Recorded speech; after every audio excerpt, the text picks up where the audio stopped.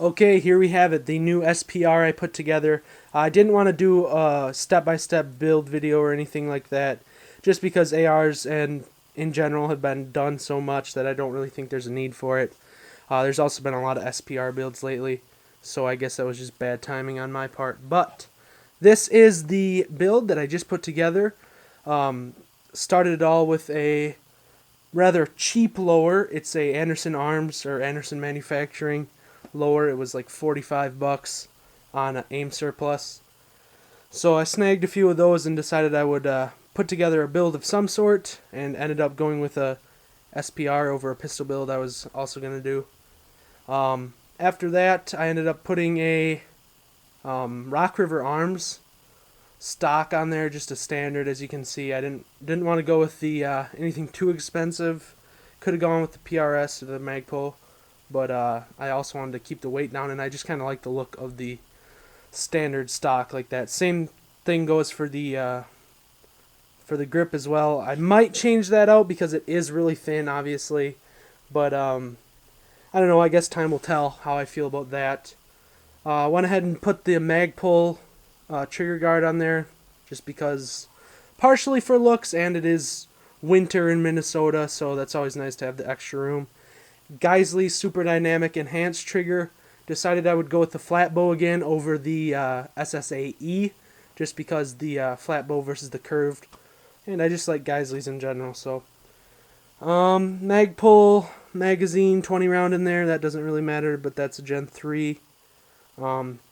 The upper was a assembled, not totally assembled, just the upper receiver was a Voltor MUR upper. I really like the look of that. I don't know what else I can say about it. It seems to be great machining quality, great everything, and I just like the design overall. BCM charging handle, that's always awesome.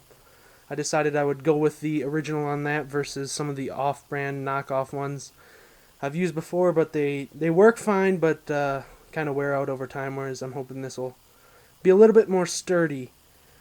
Fore end, the rail I took off my other AR build. That's just a Midwest Industries 15-inch quad rail with some Magpul covers on there and a Harris bipod on a adapter. I think that's a Cadwell adapter. Barrel under there is an 18-inch Rainier Arms Ultramatch SPR profile barrel. So I'm really excited about that. Got that on a wicked deal on Black Friday. Much like the rest of this stuff, I kind of waited till Black Friday came along so I could put it all together. On the end, I have a Surefire MB556K, I believe that is. A little bit of controversy there. I decided I would go with the older model, mainly for looks. They have the newer SB556 or whatever they call it, that they're kind of phasing this out with, but I really like the looks. It's more simple with this old one, so I decided to go with that just for looks mainly.